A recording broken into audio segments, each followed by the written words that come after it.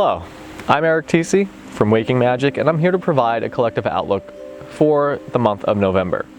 I have decided to hold off from doing individual resonances from the zodiac to have a singular video to provide insights for the general collective.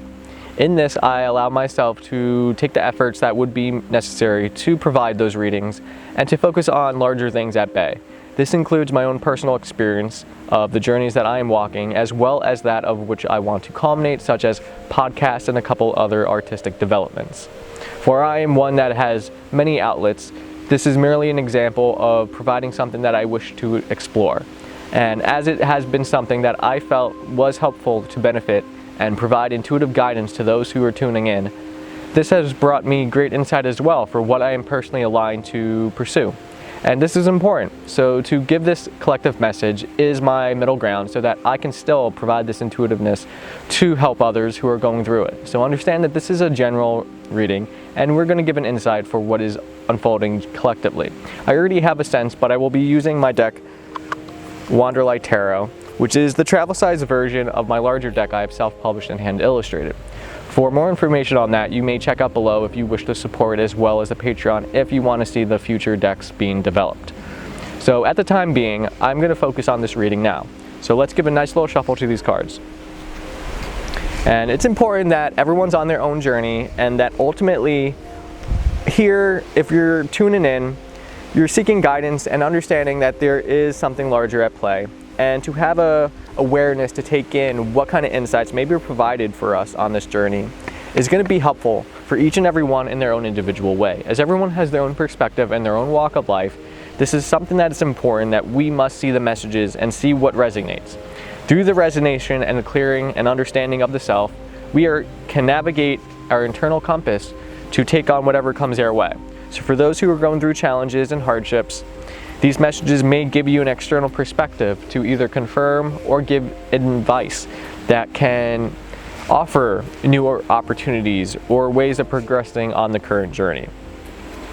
As we are coming out of still the waning eclipse season for the effects taking place, we are stepping into a Mercury retrograde, and this Mercury retrograde might be a little fuzzy in terms of communication, but at the same time too, it allows us to reflect and really refine what is that's important. Because we're giving extra Mercury energy at this pace, we're going to allow this to provide ourselves to get clear, so that when this Mercury goes direct in our point of view from the Earth, we are definitely going to move forward with a lot of things that are passionate about who we are and how we're meant to bring that into the world. So without further ado, let's take a dive into what resonances may be brought forth through the archetype of the tarot. So we have, to begin, the Chariot. Now the Chariot is an important card because this is a victory card. This means that we're also close to home. It's associated with the resonance of Cancer. So this Cancerian energy is something about a victorious triumph by utilizing the two forces at play to help us guide to where we go. Normally in the cards depicted is moving away from a civilization, not in the sake of it needs to run away, but on the sake of knowing its own ground and staying true to it. Most Cancer resonances understand the importance of home and internal security. It is associated with the moon because we ourselves understand that this emotions, that fulfillment, is an important part of who we are. So as you're looking at this card is always providing us the idea that we ourselves can not only turn within to understand who we're best to be, but see the resonance of where we're aligned. If we understand that this card can bring us the triumphant victory, then we see that this in itself is through the usage of both these masculine and feminine natures to help guide us and take us to where we're meant to be. So utilize this as an opening of this month to say that we are on the right track, we're heading to where we're meant to go, and that if you have put to work in, then that work in itself is going to be reflected. To continue, we have the Knight of Wands. The Knight of Wands is very adventurous. It's providing us the opportunity to really get out there into the world and to explore it for its sake of everything it has. Because it has the ability of riding a horse, this knight in itself can move a lot quicker and allow a swift development for many of the things that we wish to pursue.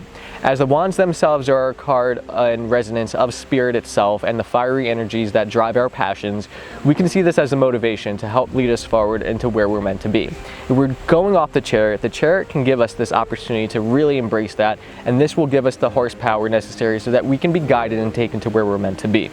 This is always about expansion, and we are expanding in a way that is happening on a collective scale that's not everyone's going to see in their own flavor.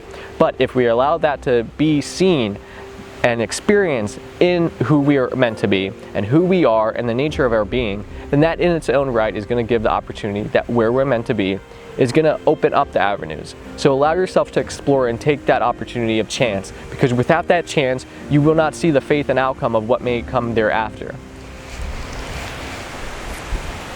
Next up, we have this Four of Swords energy. This Four of Swords energy is very much reflective. Sometimes in this period, we can't rush everything we're wanting, and especially with a Mercury retrograde at play, this is a moment of reflection, not on just our processing level, which Mercury owns, but we are able to actually understand and come to terms and peace with a lot of things. So the journey have brought us to where we are, that we can reflect and understand where we have been so we can understand where we are going. This is important in nature because sometimes it takes a moment to just breathe and take it easy for who we're meant to be and where we're going on this journey.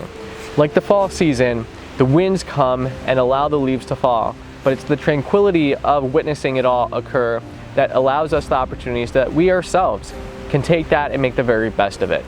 To go within is going to always give us the clarity because it highlights the internal compass necessary so that we can navigate this waking reality in the best way possible. Then we have this Six of Pentacles. Now the Six of Pentacles is very much a clarity card for the kindness and goodwill in which we may offer one another.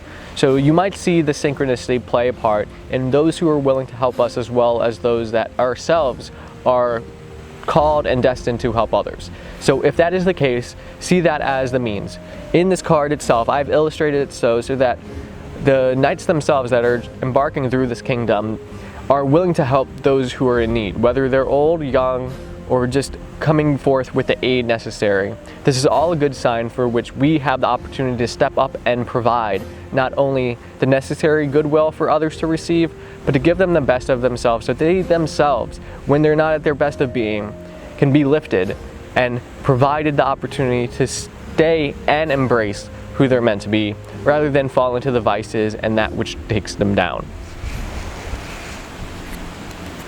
Now for those who are experienced that, there's also this energy of a stalemate through this Two of Swords. Now this tends to be because of this energy is that you have two equivalent swords that are equivalent nature. And because of this balance, this harmony, there is no going back before having to make a decision.